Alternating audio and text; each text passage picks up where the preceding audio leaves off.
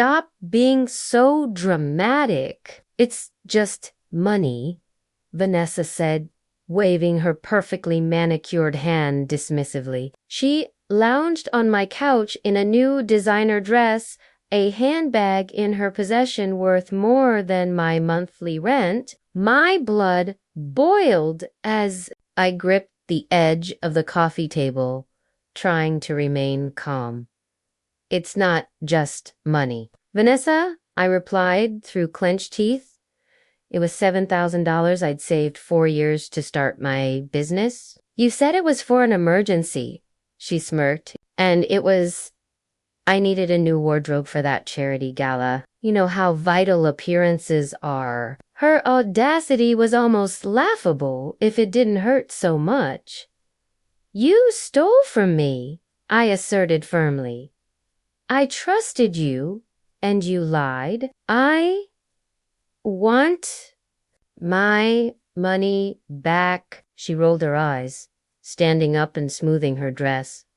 You're overreacting. I'll pay you back when I can. Don't make this a big deal. It's not like you can't save it again. Her words were the final straw. As she sauntered out the door, a mix of anger, humiliation, and resolve bubbled inside me. This wasn't finished. My name is Gretchen, and I've been the responsible one for as long as I can remember. At 35, married, I've tirelessly worked to save money for my dream bakery. My husband, Ryan, has been supportive, but his sister, Vanessa, has always created friction. She's the type who can charm her way out of anything with her big smile and confident demeanor, managing to deflect blame and convince others to clean up her messes. I had fallen for it before, but this time was different. This time, she'd crossed a line I couldn't ignore. A few months back, when Vanessa came to me pleading for help with a supposed family emergency, I didn't hesitate. She made it sound urgent, something about overdue bills and the risk of eviction. Naturally, I stepped in. I never imagined she'd spend the money on luxury clothes and accessories that evening. I sat down with Ryan, my emotions still raw. Vanessa spent the money on designer clothes, I told him, watching his face shift from confusion to disbelief. She? What? He asked, leaning forward. She lied to me, I said, my voice shaking with anger. I'm not letting her get away with this, Ryan. For the first time, I saw him hesitate. Are you sure about this? She's my sister, Gretchen. This could get messy. I'm sure, I replied. Jaw set. It's not just about the money anymore. It's about what's right. The next morning, I sat at the kitchen table with a cup of coffee, staring at the spreadsheet that represented my dreams. Every penny I'd saved was carefully accounted for: side gigs, bonuses, skipped vacations, all leading to the $7,000 Vanessa had squandered. Look, Gretchen, Ryan said, brow furrowed. I get why you're upset. Vanessa shouldn't have done this, but suing her, she's my sister. I sighed, trying to keep my voice steady. This isn't about hurting your family. It's about standing up for myself. She didn't just take money. She took my trust, my hard work, my plans. If I let this go, she'll think it's okay to do it again. He rubbed his temples. You're right, but you know how she is. She'll spin this and make it about how you're ruining the family. That's on her, not me, I said firmly. I won't let her guilt me into silence. Vanessa had always been the golden child in Ryan's family, confident and skilled at getting others to clean up her messes. She'd exploited people's kindness for years, with her parents excusing her behavior as quirky or misunderstood. Ryan had spent his life tiptoeing around her. After we got married, I fell into the same pattern covering for her mistakes, lending her money, even bailing her out of tricky situations. But this time was different. She'd gone too far. I called my best friend Linda that afternoon, venting my frustration as I paced the living room. She doesn't even feel bad, Linda. She actually said it's just money. Can you believe that? Linda didn't hesitate. Gretchen, you need to stop playing nice. She's counting on you to roll over and let this go. I know, I said, my voice shaking. But suing her, what if it tears the family apart? Listen to me, Linda said sharply. She stole from you. This isn't about family. It's about accountability. If she didn't want to face the consequences, she shouldn't have taken the money. Her words lingered as I hung up the phone. She was right. Vanessa had crossed a line. It wasn't just about the money. It was about principle. That evening, I sat down with Ryan again. I'm filing a lawsuit, I declared, my tone leaving no room for debate. He sighed deeply but nodded. If this is what you need to do, I'll support you. With his hesitant blessing, I took the first step toward reclaiming what was mine. The next day, I walked into a lawyer's office with a folder full of documents. Bank statements showing the withdrawal, text messages where Vanessa had begged for the money, and receipts for her outrageous purchases. It was all there, paper trail that painted a clear picture of what had happened. The lawyer, Miss Patel, listened intently as I explained the situation. So you're saying your sister-in-law requested this money under false pretenses and has since refused to return it? Exactly, I replied, my voice steady despite the knot in my stomach. She said it was for an emergency, but she spent it on designer clothes and handbags. I want to take her to court to get it back. Miss Patel nodded thoughtfully. You have a strong case, Gretchen. The text messages alone show clear misrepresentation, and the bank records back it up. Filing a lawsuit is the right move if you're ready to follow through. I'm ready, I said, though a part of me still felt nervous. I know this will create a lot of drama in the family, she admitted. But this isn't about family drama. It's about justice. If she's done this to you, chances are she's done it to others as well. Her words hit me like a lightning bolt. Could Vanessa have pulled this stunt with other family members? Later that evening, I sat in the living room, reviewing the paperwork Miss Patel had given me. Ryan walked in and sat down beside me. How did it go? He asked cautiously. She said, I have a strong case, I replied, glancing up at him. But she also said something that stuck with me. What if Vanessa's done this to other people in the family? Ryan's expression shifted, and for a moment, he looked genuinely troubled. I wouldn't be surprised, he said quietly. She's always had a way of getting what she wants from people, but no one's ever called her out on it. Well, I'm calling her out now, I said firmly. She needs to be held accountable not just for me, but for everyone she's manipulated. The next morning, I filed a lawsuit. As I left the courthouse, a sense of resolve settled over me. This wasn't just about getting my money back. It was about drawing a line in the sand and refusing to let Vanessa's entitlement go unchecked any longer.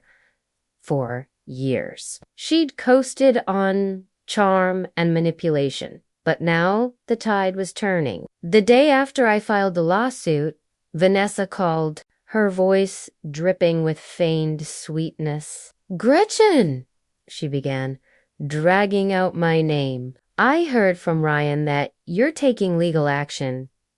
don't you think that's a little extreme? No, Vanessa, I cut her off. What's extreme is stealing $7,000 from someone who trusted you and acting like it's no big deal. Her tone hardened instantly. I didn't steal it, Gretchen. I borrowed it. There's a difference. Borrowing implies you had any intention of paying it back, I snapped. You've made it very clear you don't. She sighed dramatically. You're blowing this way out of proportion. We're family. Funny how you only bring up family when it suits you. I shall back. This conversation is over. If you want to talk, do it through my lawyer. Before she could respond, I hung up, my hands shaking. For years, I'd let Vanessa talk circles around me, but not this time. That evening, Ryan and I sat down for dinner, the tension palpable. Vanessa called, I said, breaking the silence. He sighed, rubbing his temples. What did she say? She tried to guilt me into dropping the lawsuit, I replied, my voice steady. But I'm not backing down, Ryan. This isn't just about me anymore. It's about holding her accountable. He nodded slowly. No. It's just ... She's my sister? This is hard for me to... I get that, I said softly. But you need to understand, she's been taking advantage of everyone, including you. She's counting on us to let her get away with it, and I can't do that anymore. For a moment, he didn't say anything. Then finally, he reached across the table and took my hand. I'm on your side, Gretchen. I just hope the rest of the family sees it that way. The next day, Linda came over to help me organize the growing pile of evidence for the case. As we sorted through text messages, receipts, and bank statements, she paused, holding up a particularly telling exchange. This one, she said, proves she had no intention of paying you back. It's gold. I leaned over to read it. Vanessa's dismissive tone practically jumped off the screen. Relax, Gretchen. You'll make the money back in no time. Why are you so obsessed with this? Linda shook her head. She doesn't just think she's entitled to your money. She thinks she's untouchable. Well, I said, a small smile creeping onto my face. She's about to find out she's not. 2 days after Vanessa's call, the family group chat exploded with a message from her, dripping with faux humility. Hey everyone! Just wanted to let you know that Gretchen is suing me over a little misunderstanding. Can you believe it? I thought we were family. Almost immediately, replies flooded in. Her mother chimed in. Gretchen, is this true? Why would you sue your sister? Her brother joined in with a simple, seriously. I stared at the messages, my stomach twisting into knots. Linda, sitting next to me, peeked over my shoulder. Oh, she's trying to control the narrative, she said flatly. Classic Vanessa. You think I should respond? My finger hovered over the keyboard. Linda shook her head. Nope. Let the facts speak for themselves. If they want answers, they'll get them in court. But staying silent didn't stop the phone calls. Later that evening, Ryan's mom called, her voice thick with frustration. Gretchen, I just heard about this lawsuit, she said. Why on earth would you do something like this? We're family. I took a deep breath. She stole $7,000 from me, I replied, keeping my tone calm but firm. I've asked her to pay it back, and she refused. This isn't about family. It's about accountability. Well, surely this can be settled without dragging the family into it, she said, her tone softening as if I were the unreasonable one. I tried to settle it privately I countered. Vanessa made it clear she doesn't care. This is the only way to get her attention. There was a long pause. You do what you think is best, she said finally, though her tone was far from supportive. When I hung up, Ryan looked up from the couch. Was that my mom? Yeah, I said, sitting down next to him. She wasn't happy. She's just worried about the fallout, he said, running a hand through his hair. Everyone's always tiptoeing around Vanessa, trying not to upset her. Well, maybe it's time they stopped, I said. She's been getting away with this for too long. The next morning, I met with Miss Patel to discuss the case. We've got everything we need to prove your claims, she said confidently. But there's something else you should know. She slid a folder across the desk. Inside were records that Vanessa's other brother, Kyle, had sent in after hearing about the lawsuit, text messages, bank statements, and even emails, all evidence that Vanessa had borrowed money from him too, using the same sob story. She's been doing this to other family members, Miss Patel explained. This isn't just a one-time thing. It's a pattern. I stared at the folder, equal parts furious and vindicated. This changes everything, I said as I pored over the contents. My disbelief grew with every page. Vanessa had borrowed thousands from Kyle over the years, promising to pay it back as soon as things got better.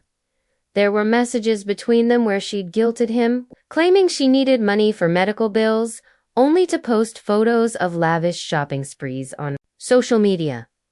How has no one stopped her before? I muttered, shaking my head.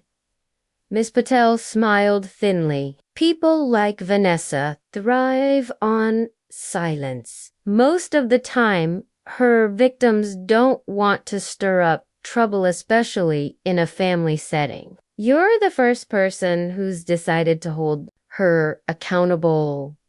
Her words resonated as I left the office. For years, I'd watched Vanessa charm and manipulate everyone around her. She'd built her entire persona on lies and entitlement. And it was finally starting to crack that evening. Ryan came home to find me at the kitchen table, organizing the growing pile of evidence against his sister. He glanced at the documents, a deep frown settling on his face. What's all this? More proof of what Vanessa's been up to, I said, handing him the folder. Kyle came forward with his own story. She's been borrowing money from him for years, using the same tactics she used on me. He sat down heavily, flipping through the pages. I knew she wasn't great with money, but this, he shook his head, voice thick with frustration. She's been lying to everyone. She has, I said softly, and now the truth is coming out. Ryan looked up at me, expression conflicted. Do you think this is going to tear the family apart? I hesitated before answering. Maybe.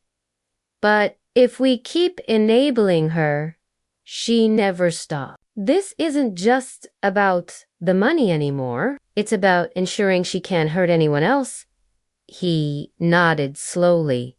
You're right. She needs to face the consequences. Whatever happens, I'm with you. Over the next few days, Miss Patel finalized the paperwork to include Kyle's evidence in the lawsuit. Meanwhile, Vanessa doubled down on her attempts to spin the story, painting herself as the victim in group chats and family phone calls. Gretchen's always been jealous of me. One of her texts read, "She can't stand to see me happy, so now she's trying to ruin my life." I forwarded the message to Miss Patel, who simply replied, "Let her dig her own grave." The more she talks, the easier our job gets. As the court date approached, I felt a mix of nerves and resolve. Vanessa thought she could charm her way out of this, but she was about to learn that her lies had finally caught up with her.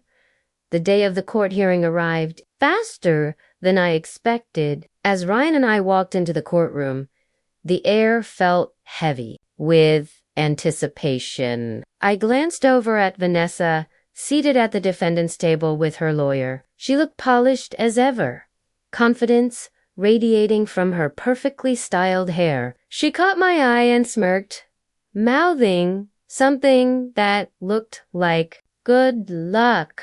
I looked away, gripping the folder of evidence tighter. This wasn't about luck. It was about facts, and I had plenty of them. Miss Patel leaned over, her voice calm and steady. You're ready for this, Gretchen. Just stick to the truth and let the evidence do the talking. I nodded, trying to steady my breathing as the judge entered and called the court to order. The first part of the hearing focused on presenting the evidence. Miss Patel began with a clear, concise opening statement outlining Vanessa's deception and misuse of the $7,000.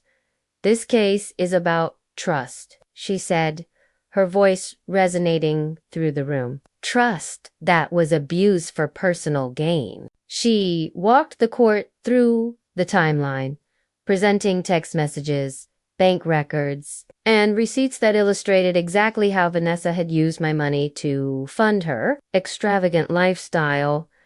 Vanessa's lawyer tried to argue that the money had been a gift, not a loan, but Miss Patel countered with the text messages where Vanessa explicitly promised to pay it back. The defendant's intent was clear, she said. She knowingly misled my client to obtain these funds under false pretenses. As Miss Patel spoke, I watched Vanessa shift uncomfortably in her seat. For once, she didn't look so confident. Then it was my turn to testify. I took the stand, hands trembling slightly as I adjusted the microphone. Miss Patel guided me through my testimony, asking clear, straightforward questions about how Vanessa had approached me, what she'd said, and how I discovered the truth. When Vanessa's lawyer cross-examined me, he tried to paint me as overly dramatic someone who had misunderstood a family arrangement. Isn't it true? He asked that you've helped other family members financially in the past without issue? Yes, I replied firmly, but they didn't lie to me about why they needed the money. Vanessa did. That's the difference. The judge nodded slightly, his expression thoughtful. As I stepped down from the stand, a wave of relief washed over me. I'd told my side of the story, and now it was up to the court to decide. The second half of the hearing shifted focus to Vanessa's defense, which felt more like an elaborate web of excuses. Her lawyer argued that the $7,000 was a family gift, claiming I had changed my mind after seeing how Vanessa used it. Vanessa took the stand, playing the victim with an Oscar-worthy performance. I was going through a tough time